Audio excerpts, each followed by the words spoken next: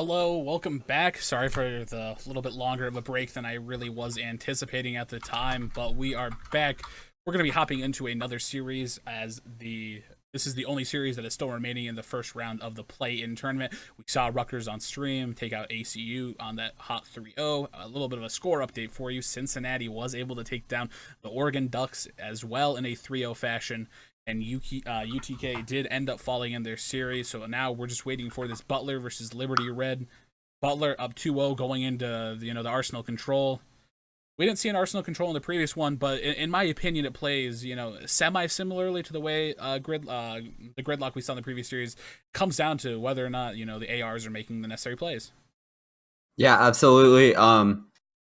Especially on both of those hills on Arsenal have great long-range head glitch potential for the ICR players. We stress so much how certain maps favor certain guns, and Arsenal control is definitely one that favors the ICRs. Who do you give the advantage to just in the AR category between these two teams?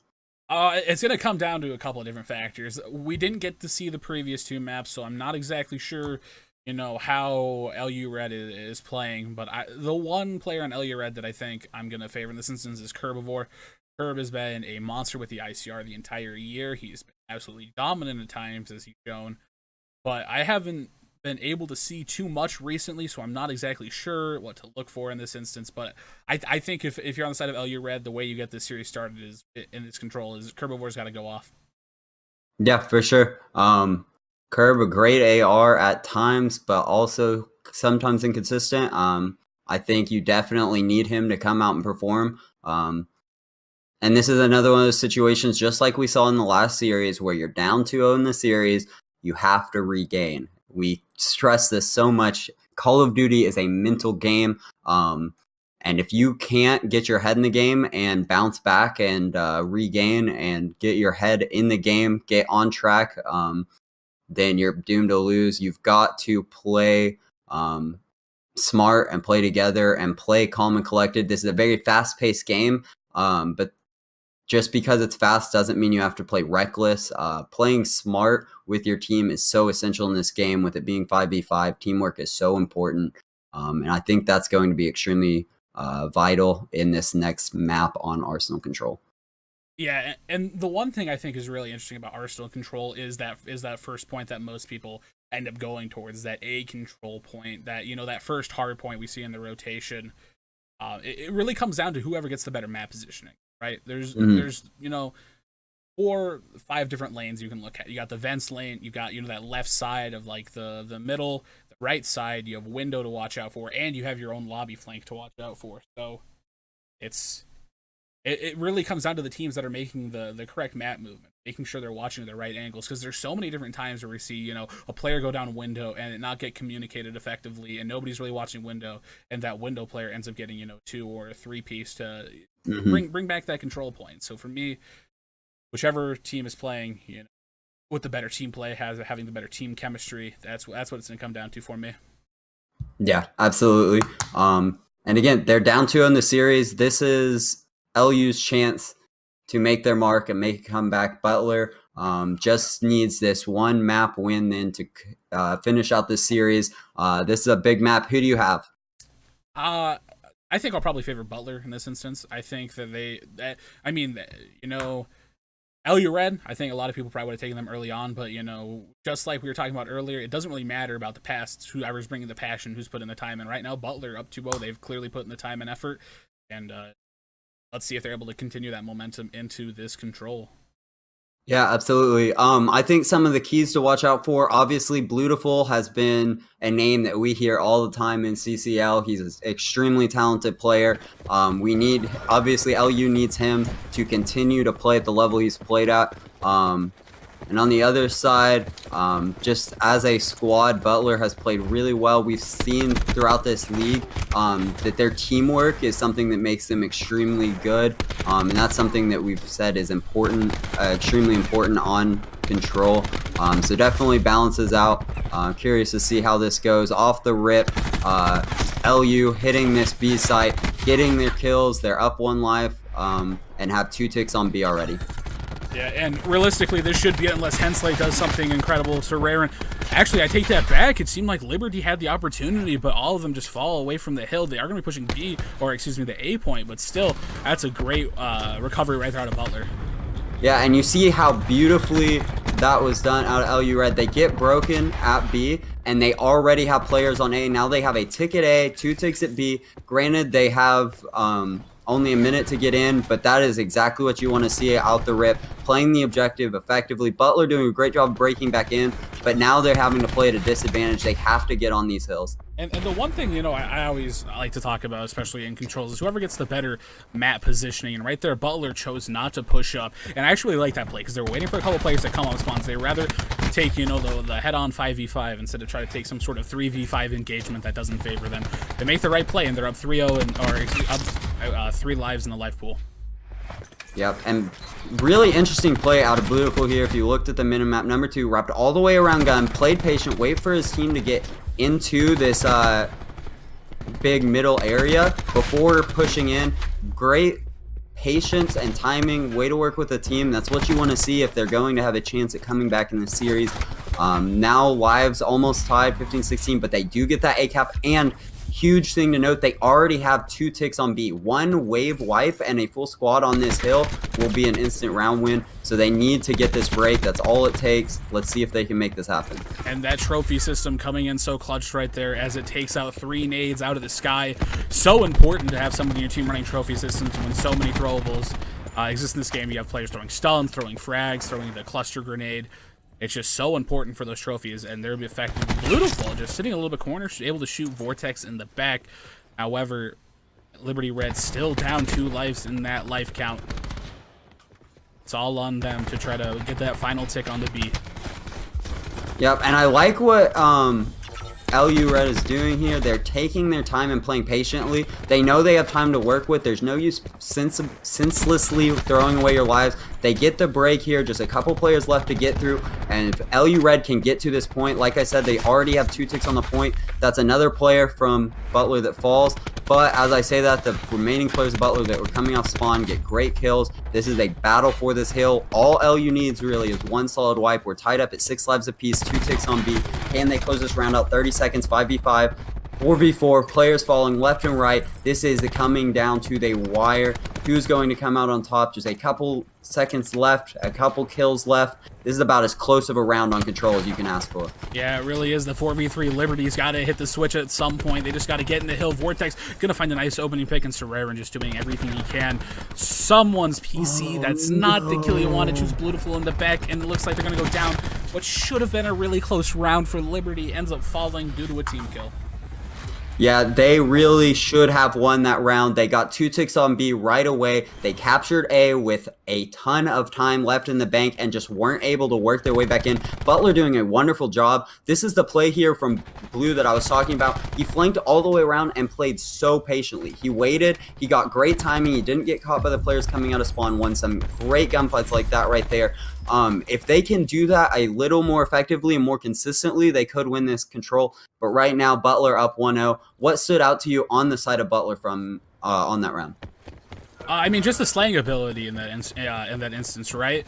They're able to make sure that they have like the necessary kills. Essentially, Herbivore like found a 2-piece at one point, and I really thought that was going to end up favoring Liberty, but Butler manages to hold on. And as Butler, we're looking at them; they're making their way onto this A point. Man, and something to note for me right now, on the side of LU, Freak and someone's PC combining for 4 kills now. But as I say that, Freak picks it up, beautiful 2-piece coming out of vent, and Curb picks up another one. They could break in here, they keep them from getting that second tick on A. That is huge, beautiful break out of LU Red. But I need someone's PC and Freak to step it up and help the rest of their team. You cannot have 2 players on your team playing that poorly and still succeed. So definitely looking to those 2. All eyes are on them. They need to make big plays here. Yeah. Great stun. And Vortex, and finding 2 kills with his own Slash and Knives could be in such a power position right here. He's just going to jump out the window. One player is not even expecting it. Like we said, there's so many angles to push this A point, and Slash and Knives, it gets the best of Liberty Red, and they're just going to try to hold on. But there's one player pushing their vents and one player pushing their lobby. Slashing knives through the vent with that FMJ ICR, putting in the work. Vortex just trying to hold on to this A-Hill. He's got the ICR in hand. It's such a good angle with Premium, but just like that, we said there's so many different angles. He gets turned around on what should have been an A-cap if he just holds the right angle. It's going to reset them back down to only 2 ticks, and Butler needs to try to force it back up. And that's actually a huge break out of LU Red. That is not an easy site to break back into. When you get locked out into your lobby, there aren't a whole lot of places to go. You don't have a whole lot of angles that you can hit that hill from. So their ability to work as a team and break in now. The side of Butler only have 16 seconds to get back on a hill. LU Red is set up. Can they finish this round out and bring it to a 1-1? It appears they are doing so. They are now up in lives. Great hold out of LU Red, and I believe that's going to be the round. I don't think there's anybody on the side of Butler that can get to a hill in time. Beautiful work. Yeah, that's really unfortunate right there. If Serrano was able to use that grapple just, 4 or 5 seconds earlier, that he could have got on the hill and there was really nobody there. I think they could have taken that B hill and got that time back, but still, Liberty Red going to take the round in control and tie it up at 1 apiece. Not out of it yet, but that's definitely a good sign. And yet again, we talk about this all the time. I know you brought it up to me in the first place, but there are so many ways to win control, and we see there not winning by lives, not winning by objectives, but winning by keeping the other team out of the objective, winning on that time. Great work out of LU Red just to keep that A capture from coming through. That was 2 huge breaks. They stopped them from getting that first tick the first time. Or the second tick the first time, and then kept them from capturing it the last time. Great defensive work out of LU. Now let's see if they can take an offensive round. We saw them where they should have won that last round. Let's see if they can fix their mistakes that they made and come out frying here. And Frequency and Armor with a big gravity slam right there. Round 3, you're probably not really expecting the gravity slam, but Armor, he's sitting at 17 and 10. That gravity slam finds him 3 kills, and if you're Butler right now, maybe one more attack at it, but if not, it's basically just a chalk at that point, I think. Yeah. And see, I love the play out of Armor there. So often we see what Sir Aaron did, where as soon as you get to that middle hill, you grapple over and you just go for it. Armor plays that slow. He takes his time, waits for his team to get some distraction, and then grapples in, gets a free 3-piece with his grab, and that's a free A capture. Now they have life advantage and time to work with. This is the same position we saw them in last time. Let's see if they can capitalize on it.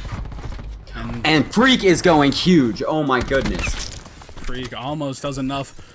But Butler going to able to get the clean up. They're going to get a little bit of control within their base. The TAC 5 is going to be invested out of Johnny Ice, and it's really all on Butler right now. That extra 50 HP can do so much work. And Serrano, he has a gravity slam of his own. As all these players pushing up, he might find an opportunity to use it. It looks like he's going to go for it. The gravity slam's going to come in. He's going to fight for with it. That's absolutely incredible out of Serrano. Oh my right goodness, there. Sir Aaron, beautiful. Again, the patience and the communication. His team's calling out the players. He realizes that there's 3 or 4 there. He waits until they've all been pinned down by his teammates. He grapples in, and a perfect grab slam. You cannot ask for more production out of your grab slam players. And just like that, 4 players from LU Redfall, all of them are coming out of spawn. This is a beautiful defensive comeback from Butler. They were down 4 lives, now up 5. You can't ask for a better defensive hold out of Butler. I mean, you really can't right there. They just played it perfectly. The gravity, off the back, the gravity slam, they find 4. They push up, make sure they have the map control. Butler doing everything they can, but right now it doesn't look like they know that they're going to be pushing through the back. Vortex does find Frequency, so that's a big kill, but still 4 players pushing through this gen side of the map. Vortex is such a huge cap competitor. Finds one with the ICR. Someone's PC is going to take him out, but still, right now, that's just got to be favoring Butler. Yeah, trades going back and forth, and yet again, LU, beautiful break early in the offense. They've got huge advantages, and it's just thrown away trying to hit this B side. The ICR pressure, just the AR pressure in general from Butler between their maxes and their ICRs holding down that B side has just been almost impeccable, but LU Red has had 0 chance to break through. They're just pushing relentlessly and getting cut down over and over again. Butler playing defensive side perfectly. Now they're up 15-5. There is no chance for LU in this round. Great round out of Butler. Yeah, that was wild nonetheless. Butler just somehow managing to come back off the back of that gravity slam. That's just a heads-up play right there. As all the players are going to be pushing that front side, he had the communication. I think we're going to be seeing it in this play of the game. Serrano, an absolute unit. The grapple into the grav slam combo, just no one there. That's huge. That's game-changing. That's momentum building right there for Butler. Absolutely. And you know, when he grabbed that, they were down, or Butler was down 4 lives as he evened it out in one fell swoop just like that. And Butler is now one round away from winning this series. This is the last map. If they win this round, they are up 2-0 in this series. Can LU fight back and take this map from Butler, or will Butler close it out here? We're about to find out. Yeah, and Frequency and Co doing enough work. Vortex tries to find one, but Liberty Red gonna win the opening break, and they're pushing it from map position. I really like this play. It doesn't look like they're expecting a Frequency is only gonna find one, but Serrerin is gonna trade him out. Beautiful, pushed up in this trophy room. He's gonna try to find a couple of kills for himself, and that's almost an incredible 2-piece. Yep, and something to keep an eye on for the viewers at home. Look at the top. We have specialists across the board. Freak has his, Blue has his, Curb has his, Hensley, Slash and Knives, Vortex. We have specialists across the board. I'm curious to see how much Butler decides to invest here, if they want to invest in this round and close it out here, or if they play patiently. Those specialists are going to play a huge role. Specialist usage, effective. Herbivore pulls out the Tempest and gets shut down by the player Vents. That's such a big mishap right there. Herbivore now only a third of the way towards his Tempest again. Slash and Knives finds the one in the Vents, and this is looking good right now. The Purifier from Slash and Knives. There's one. He's just going to spray and pray all the kills with the Purifier. And Blue comes back with the War Machine to shut him down, but that was a huge 3-piece to slow down LU Red. There's almost no way they break back into this unless Blue goes huge with his War Machine. But they do have Flak Jacket on. They're prepared. Man, what a usage of that Flamethrower. I know he gets shut down, but Flamethrower can be very hit or miss. He does great to get 3 there, and now Butler's still flying in, gets 3 more. They're about to have this A-cap come through, and I think if you're LU Red, you have to chalk this and set up for B. Yeah, and Hensley, a little bit preemptive, to be honest. He throws out the War Machine. Hasn't really found anything with it yet. The trophy system there just basically takes everything out, and that's a 2-kill swing. We're all tied up at 12 lives apiece in Vortex. He looks like he and number 7, Slash and Knives, are going to be going for a little bit of a cheeky flank. And Blue is pushed up all the way into their spawn, gets a 2-piece. Those players not expecting anybody to be pushed up that far. But let's see if Butler can fight into this hill. We saw them hold this B side so effectively when they were on the defensive end. Let's see what they can do on the offense. And that's so huge because all Liberty Reds players are pushed all the way up. But thankfully for him, Frequency and Beautiful just recognize the situation. They turn around and make sure they get these kills, and now they're up by about 4 lives. Yep, and now 9-4. They have the pressure. They are all pushed up into Butler's spawn. This looks like it should be a round win for LU Red. They only have 30 seconds with 4 players to work with and not a single tick on B. This should be a convincing round win out of LU. Just hold up for a second. Hensley's going to be in this bag. That should be a free kill. I was a little nervous right there, and that's a nice second. A 5v3. It's doable, but he has to worry about Frequency in the back. But luck and Frequency finds one, Slash and Knives all alone. Serrerin doing what he can, picks up the lightning, but it's not going to be enough in a 1v3 situation. Tries to pull out the SOG. Just trying to dodge around this middle area, but he's going to get pushed out, and that should be around for LU Red. Yep, Butler did a great job of bringing that closer, but just nothing you can do. Great pressure out of LU Red, recognizing that they had the players down. They pushed up to the spawn. Blue doing an excellent job. You see him here. I believe this will show the spawn kill. He immediately pushes up. He knows the players are dead. He knows the ones that are off spawn. He sets up, gets the easy spawn kills, and these players are definitely not expecting that. Yeah, and right there, that's just good map positioning out of Blue. Recognizing that, okay, they're going to be coming off spawn. I can probably get, 3, 1, 2, maybe even 3 kills, and he just does that, and he gets Liberty the round.